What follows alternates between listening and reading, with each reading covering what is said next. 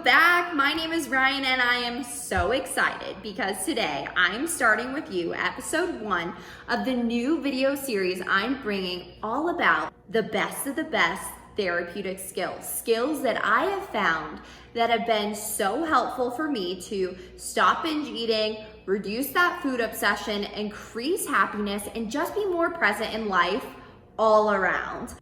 Grab your coffee, obviously, and don't forget a notebook because we are diving into episode 1 of my new Therapeutic Skills training series. Don't forget to hit that subscribe button if you haven't already, and make sure to give this video a thumbs up if this is something that you enjoy and want to keep seeing. Today, we're going to be talking about how to change emotional responses. So if you feel like you're always going to that ice cream, or always numbing in some kind of way, this is the episode for you.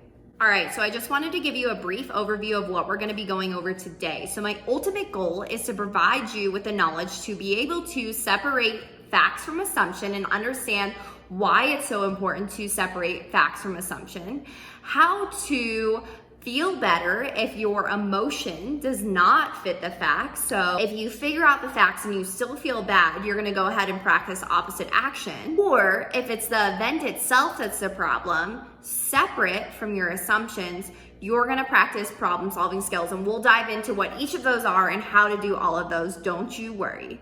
We always begin by checking the facts. This is so important because sometimes this is just enough to make us feel better. Next, we're gonna talk about how we do this and how to start. With these questions, I'm breaking down what the most important things are to ask yourself when you're trying to figure out what the facts are and how to help yourself feel better. Important, right? Because we can't change our emotion if we don't understand what our emotion is or what it is that we're actually feeling. So the very first step is to figure out what it is that you're actually feeling. Next, you're gonna ask yourself, what is the event that prompted this emotion? And you're gonna describe that. And one way to describe that with no judgment and no assumptions is to describe it with just your senses. So what did you see? What did you hear? What did you feel? What did you smell? Again, no judgments, just describe the facts. After you've figured out what the emotion is that you're feeling and you've described the facts of the event, you're then gonna ask yourself, what did I assume or what did I interpret after this event happened about that event? So most of the time what happens is that an event happens, we assume or interpret something about that event, and that assumption or interpretation is what ultimately triggers the feeling that we're feeling. And that's where the disconnect kind of happens. So we need to start to figure out what it is that we're assuming and interpreting about that event to start to break down and change what we're feeling. A really good example of this that I feel like everybody can relate to is laying in bed at night and hearing a sound and then thinking that somebody is breaking in. Hearing a sound in the middle of the night is the fact, that's what happened. Then you assumed and interpreted that maybe somebody is breaking into your house. That assumption that maybe somebody is breaking into your house is what ultimately is triggering that fear, not necessarily the fact itself, right? The fact is that you heard something. Hearing something is not triggering that fear. It's that assumption that maybe somebody is breaking into your house that's triggering this fear. And that's how this kind of works. And that's why it's so important, again, to separate the facts from the assumptions. After we've done all this, we need to ask ourselves if we're assuming a threat. And this doesn't mean, are you assuming that somebody is threatening you? This means, are you assuming a threatening outcome?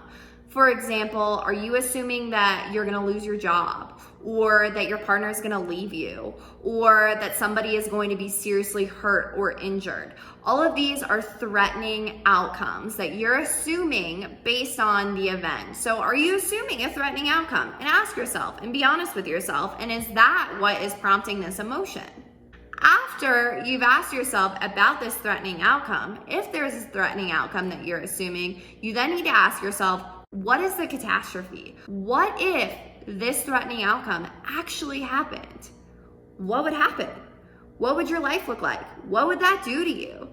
Oftentimes we catastrophize things, right? We think that the absolute worst thing is gonna happen, when reality usually doesn't happen that way. So we need to be able to break apart what it is that we're catastrophizing and asking ourselves, if that happened, would it ultimately be the end of the world? Very last thing we're gonna ask ourselves is if the emotion and the emotion intensity fits the facts. For example, let's say you're in Starbucks and somebody cuts you off in line and you react as if that person physically attacked you.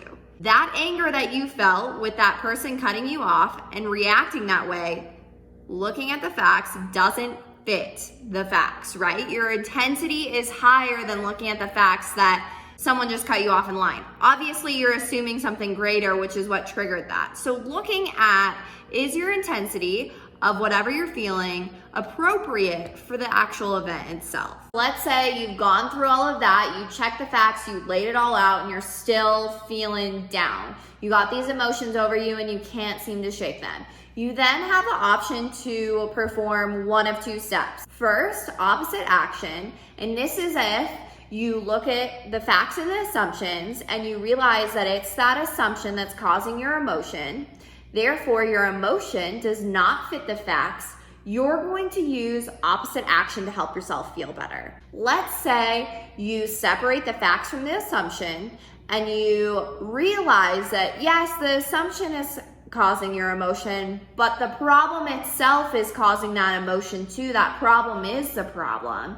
Then you're gonna use problem solving skills. We're gonna first start by talking about opposite action, what that means and how to exactly do it. Every emotion has a purpose. There is a function, there is a reason why we feel the way that we're feeling. So if we start to look at what the emotion is that we're feeling, and we look at the facts, let's say fear, for example, and we say, you know, there's really nothing putting us in danger, so there's no reason I should feel fear, there's no protection that I need, that's when opposite action really comes in handy. Every emotion has an action urge. When you feel something, you also feel urged to do something because emotions get you to act. So what is that action urge based on the emotion, and then what that opposite action would be?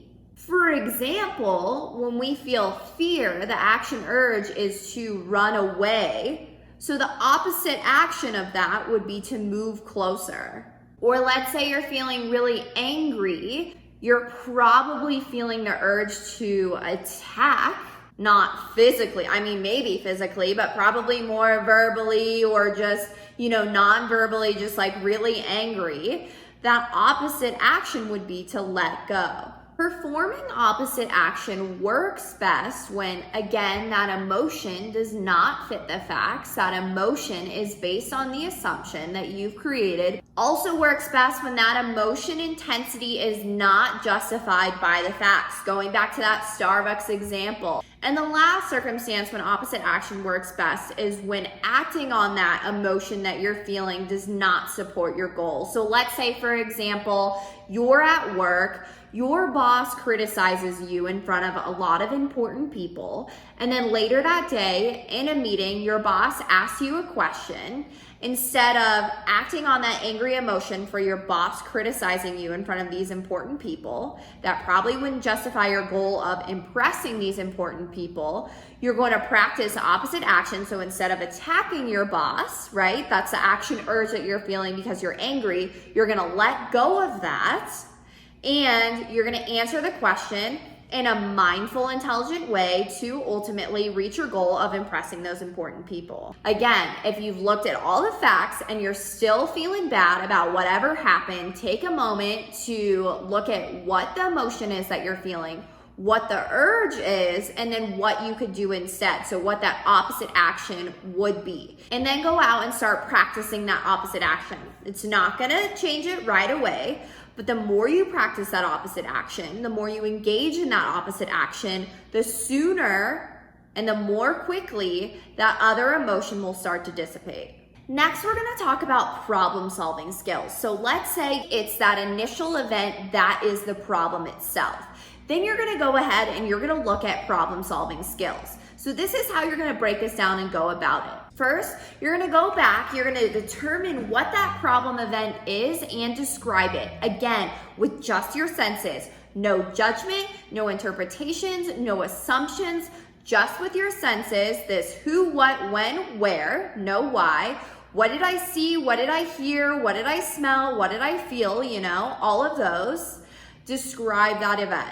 Next, you're gonna make sure you're focusing on the right event. So sometimes we have clouded judgment and we think that some things set off our emotions when it's really something else. So look through your day or your previous week and really determine what actually it was that made you feel the way that you're feeling right now.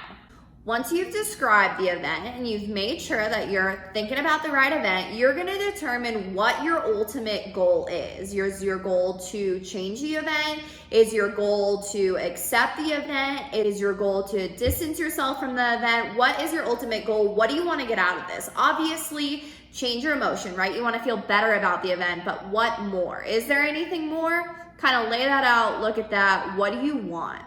Grab a piece of paper and just brain dump out solutions. What could you do? Anything that you think that would help solve this event or help solve this problem.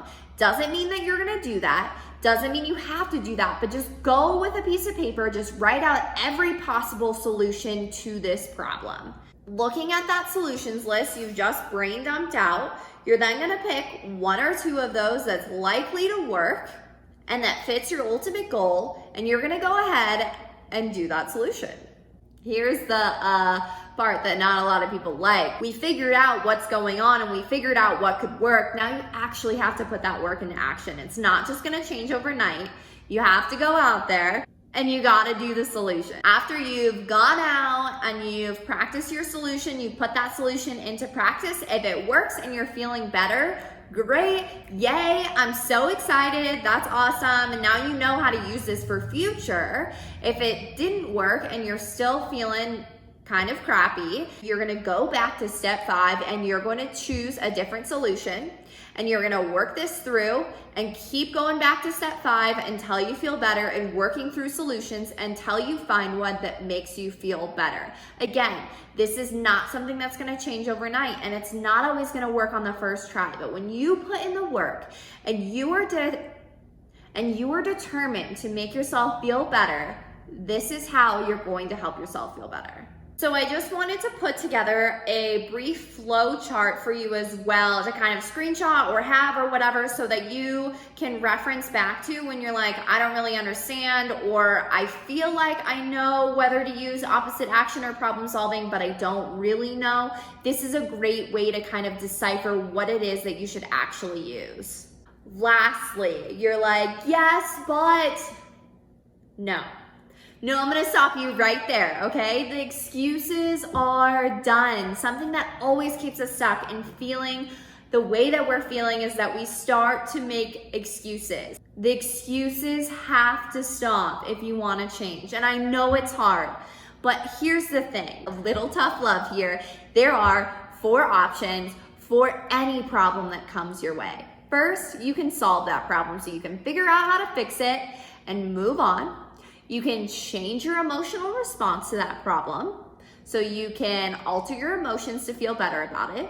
You can radically accept the problem. So you can decide that I don't like this problem, but I'm going to accept that this is as it is today. Or you can stay miserable, potentially making the problem worse. So looking at these 4 options, I'm gonna have you pause when you say yes, but, and realize that these are the 4 options.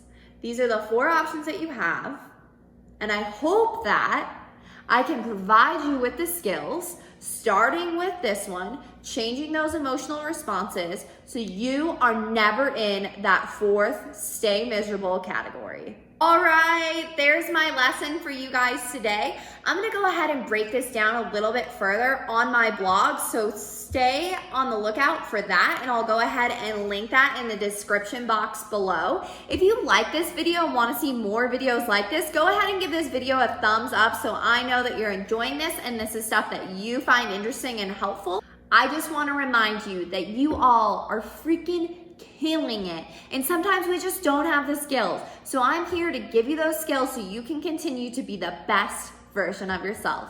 Until next time.